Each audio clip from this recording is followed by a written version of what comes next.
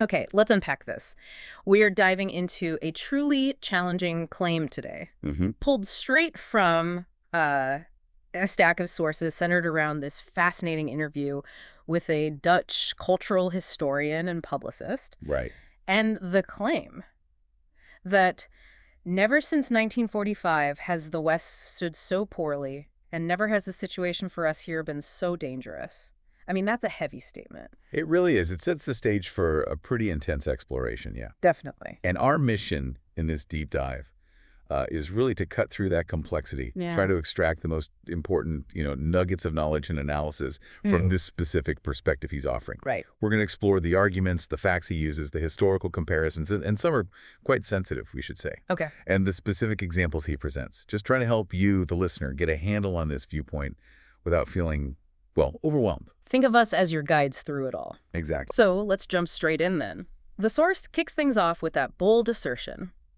The West is in a morally worse state, more dangerous position than any point since 1945. And it's not just one thing causing it, apparently. He frames this using a concept of 7 plagues, I think he calls them. Yeah, that's the term. And, the climate crisis is definitely one he mentions. Of course. But he stresses that it's made significantly harder to tackle because of these other issues he discusses. They all kind of feed into each other. Okay, so what's a core issue then? Well, one of the absolute core problems he identifies is the decay of the rule of law. Right. He describes it as a shift towards a primitive understanding of democracy. Primitive. How so? Where the majority is seen as overriding fundamental legal principles and protections. It's less about checks and balances or protecting minorities. Oh, more just. More just the majority wants it, so that's what we do. Simple as that almost. And he sees this trend playing out, not just here in the Netherlands, but pretty broadly across surrounding European countries as well. That's a stark picture. Yeah. And tied into this decay, he points directly to the rise of, authoritarian populism. Yes.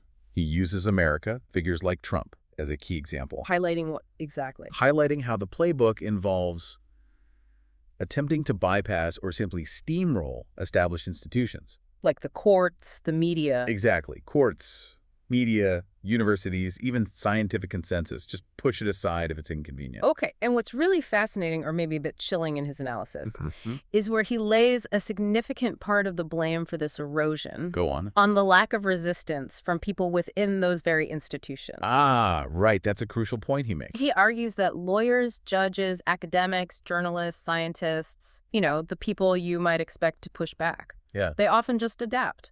Either out of fear, maybe, or opportunism. So they allow the intimidation or the bypassing of the rules to happen. Pretty much. He argues it gives, dictators a free rein when the counterforces just don't activate properly. That's a powerful point about complicity. Or inaction, maybe. And it immediately brings him to a striking, maybe even provocative historical comparison. Let me guess. Germany in the 30s. You got it. Germany in 1933.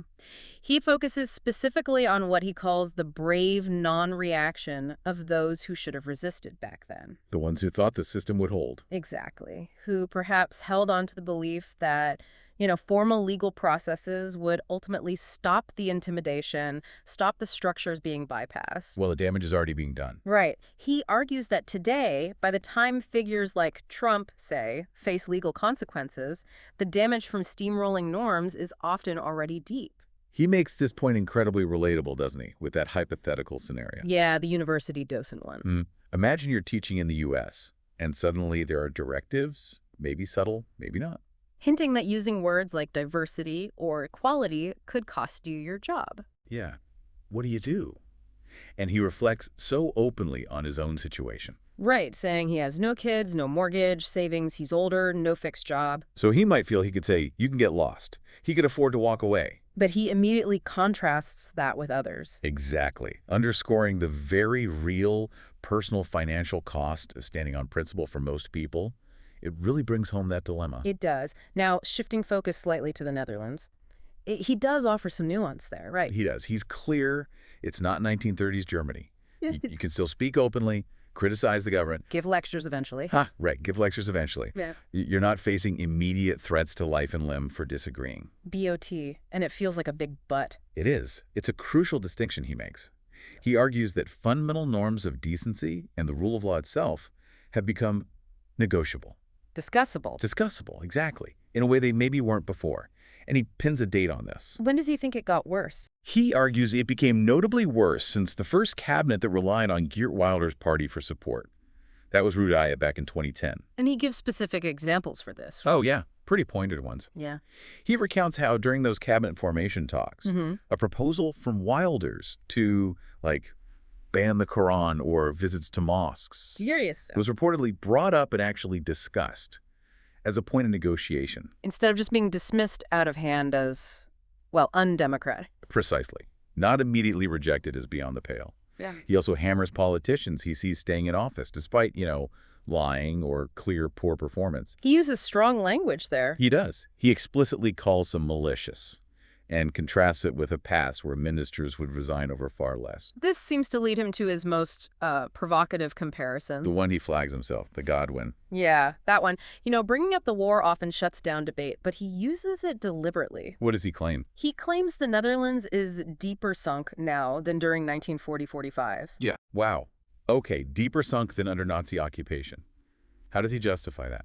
Because, he argues, the current decay is something we do ourselves. It's self-inflicted, not imposed by an external occupier. I see. So the responsibility lies internally now. That's his point. He feels this really sharp, maybe shocking comparison is necessary to shake people out of complacency about where things are heading now. Okay, that's intense. Yeah. Comparing self-inflicted issues today to that period of brutal occupation. It is. And he reflects on how we judge collaboration during 1940-45. How so? He says, look, that generation acted under immense, life-threatening danger, profound uncertainty. Yeah. He contrasts this with the current willingness he sees to compromise norms or just slip along the path without facing anything remotely close to that kind of existential threat. So looking at how easily norms are compromised now. He says, somewhat controversially, that he judges that past generation more mildly now because the stakes were so much higher then, yet people compromise easily now under far less pressure. He really brings this abstract idea to life with a personal story, doesn't he? The 2011 Orondius lecture incident. Ah, yes. Tell us about that. Well, he was invited to give this lecture, named after a Dutch resistance fighter. Okay. The controversial Rote Wilder's cabinet had just formed, and he announced he'd use the lecture to draw political parallels. Between current populism attacking the rule of law. And the 1930s. Exactly. And then what happened? Pressure. Big time. Specifically from Wilder's PVV faction, conveyed through committee members apparently, to censor his text. And he refused. Refused on principle. So the organizers canceled the lecture. But it didn't end there. No, it blew up into national news. In the end, the lecture was held, but outside. Drew a huge crowd, apparently, including prominent figures like the politician Johan Remkes. So he uses this as a concrete example from his own life. Right. Facing direct pressure, making a choice. Yeah. Intellectual principle versus, personal convenience or the speaking fee. Okay, so given this pretty grim picture he paints, what does he see as the deeper reasons behind this perceived decline? And the lack of resistance he talks about. It's not just one thing, is it? No, definitely not. He points to several underlying currents sort of weaving together. Like what? First off, he argues that time and memory play a big role. How do you mean? World War II, the direct experience of living under an unjust state. It's simply too far in the past for most people now. You'd have to be quite old for that direct memory. Exactly. Late 80s, 90s. He suggests this distance leads to a kind of complacency, an inability for most people today to truly imagine such a situation happening again. Interesting. Does he connect that elsewhere? Yeah, he even links it to what he sees as a lukewarm attitude towards refugees. He sort of dismisses the idea that it's morally wrong for them to seek a better life. And points out the hypocrisy in his view. That tax evaders are also a form of fortune seekers, just operating at a different level. That's a provocative parallel. What else? What's the second current? Secondly, he talks a lot about detached elites and growing inequality. Okay. He believes distrust in politics is fueled partly by cabinets and politicians who just seem detached, unresponsive, not listening. Which helps populists gain ground. Exactly. But more broadly, he sees this layer, this detached Netherlands, among the wealthy elites. How are they detached? Using complex structures to park money globally, tax evasion. He contrasts this with the 19th century bourgeoisie. How are they different? Well, while obviously self-interested, they did invest in public goods, hospitals, museums, things like that, partly because issues like, say, cholera didn't respect class boundaries. Everyone benefited. Whereas now, Now, he suggests, these global elites can just move their front door outside Europe entirely. He uses the example of someone like Max Verstappen living in Monaco. gotcha. So a kind of globalized self-interest replacing local investment in his view. That's the idea. Third, he offers a really strong critique of what he calls extreme capitalism and its short-term focus. What aspects specifically? The massive growth in inequality, for one. The perverse bonus culture, he calls it. And the relentless focus on shareholder value above everything else. Above the long-term health of the company or society? Right. He contrasts this with older models, like historical family firms, he mentions CNA, where decisions might consider future generations. He shares an anecdote about this too, right? A debate. Yeah, with the chair of the VNO-NCW, the main Dutch employers organization. He highlights the difference between himself as a small entrepreneur taking personal financial risks. And the chair. And the chair, a highly paid manager leading a large organization, but without that same personal financial stake in its success or failure. And he thinks we missed a chance to change this. Big time. He sees the 2008 financial crisis as a major missed global opportunity to curb this super capitalism. Instead, he argues, regulations were often rolled back eventually. And finally, there's what he calls a fatal coincidence. What's that about? Yes, this is his analysis of a key ideological shift. Really. Yeah. He argues that the fall of the Soviet Union in 1989 coincided disastrously with the rise of radical Thatcher-Reagan-style hypercapitalism. Why disastrously? Because the perceived victory of the West removed a key constraint. The communist alternative, however flawed, had pushed the West towards social policies, the welfare state. Why? Partly based on lessons from 1917-1933, the idea was to prevent radicalization by offering social safety nets, keep people from turning to extremes. And when the Soviet alternative collapsed, that constraint vanished. Yeah. He argues it led to this mentality of, we rule the world, we do what we want, which contributed to dismantling social protections and letting market forces dominate everything. Okay, that really connects the internal Western issues he sees to a bigger global ideological shift. Yeah. So how does this perspective then tie into the international scene, particularly when it comes to these perceived double standards he mentioned? Right. He introduces a core point here about a clash, really, of historical moral reference points. Which are? The show of the Holocaust, which is absolutely central to the Western moral framework, Yep. versus Western colonialism, which is a key reference point for historical injustice for much of the non-Western world. And these clash where? He argues they collide head-on in the unholy land, referring, of course, to the Israel-Palestine conflict. Okay, that sounds like very sensitive territory he's wading into there. How does he frame that collision? His analysis is certainly controversial, no doubt. He argues that the West's debt, stemming from the Shoah, was, in his view, kind of projected onto Arabs. He says that Palestinians, not entirely without reason from their perspective, view Israel as a Western settler colony. He even uses the phrase. He goes so far as to call the historical Zionist slogan, "Land without a people for a people without a land," a founding lie. But he acknowledges the context for Israel's founding. Yes, he does say it was understandable given the European context of the time after the Holocaust, but he emphasizes it was made possible by the West, not really by the Arab world. And how does he see the West handling the situation now? He's highly critical, strongly critical. He characterizes the current Western stance often as blindness to the Nakba. The Palestinian term for the 1948 displacement? Exactly. And he sees this blindness as somewhat intentional. He argues that figures like Netanyahu use events like the Hamas attack as a grateful excuse, his words, to pursue a long-term agenda. And he's critical of Dutch diplomacy, too. Yes, he criticizes what he perceives as Dutch diplomatic naivety regarding Netanyahu's government and its actions. So the central critique here really boils down to hypocrisy. Precisely. That's the core of it, what he calls Western hypocrisy and a clear double standard. How so? He points out, look, the West readily condemns illegal occupation, human rights violations, attempts to alter ethnic balance elsewhere. Like with Russia and Ukraine or China and the Uyghurs? Exactly. He mentions comparisons made in the source to actions by figures like Stalin or Mussolini in the past and those current criticisms. Yet, according to him, What happens regarding Israel? the West largely looks away or just wrings its hands when it comes to Israel's long-term illegal occupation since 1967. That's nearly 60 years now. And the ongoing creeping dispossession of Palestinians. And he feels Palestinian actions are used as justification. Yes, he argues Palestinian actions are often used as pretexts for further expansion or clampdowns, while the underlying situation of occupation gets downplayed or ignored.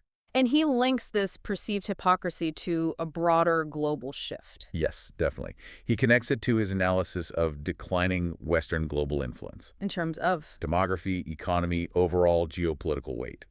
He explains that other regions, Asia, Latin America, and their perspectives, voiced for instance at the UN, are gaining dominance. And this has real-world consequences. He uses the example of African countries increasingly turning away from the West, turning towards powers like Putin's Russia or China. Why? Because they're tired of Western dominance or what they see as neocolonialism.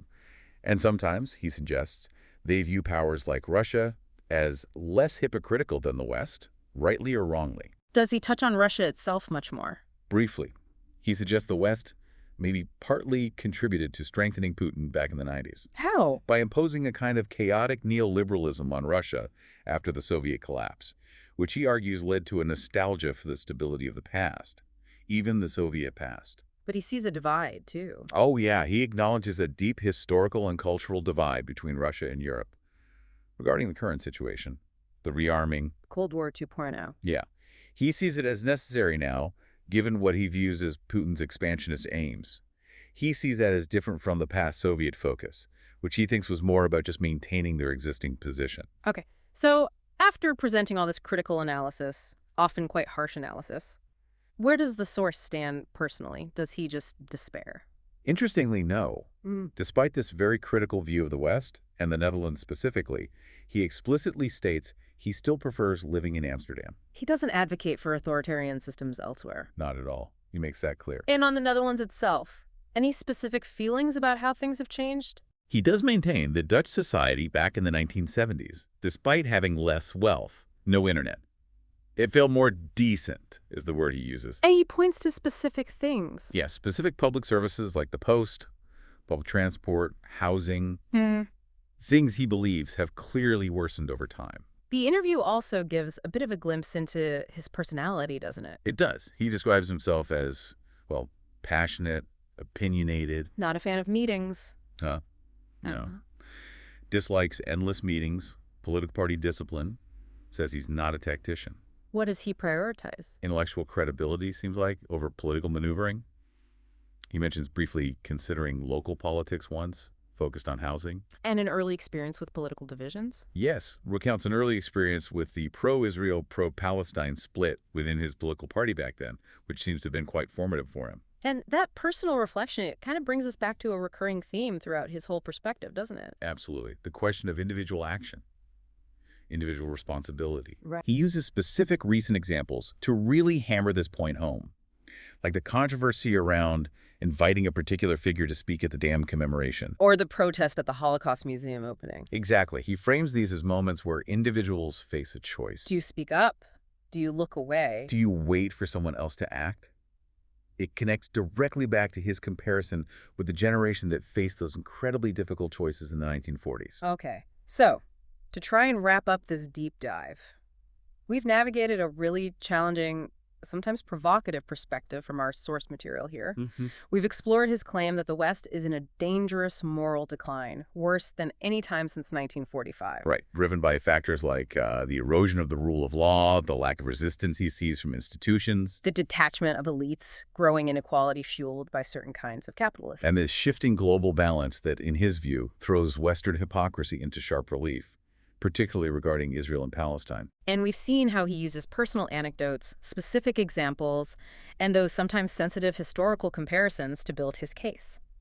And engaging with this perspective, however uncomfortable parts of it might be for you, the listener, it's valuable Why? because it forces us to think critically about the foundations of democracy, the rule of law, things we might take for granted. It challenges us to consider how these big global shifts and economic trends actually impact our daily lives, right? Definitely. From the cost of housing to the state of public transport to our country's standing in the world. And maybe most importantly, It pushes us to consider what role we see for ourselves when faced with uncomfortable truths, or that slow erosion of norms he describes. yeah, This deep dive has presented a really stark contrast between current behavior as he sees it and past generations who faced extreme danger. It makes you ask questions about your own readiness to stand firm. So, the provocative thought we want to leave you with, building on his argument about the willingness to compromise, to look away, even without those life-threatening risks, is this. If truly difficult choices presented themselves today, choices about principle versus personal cost, could you honestly look yourself in the eye and say, I would have acted differently than those who faced them before?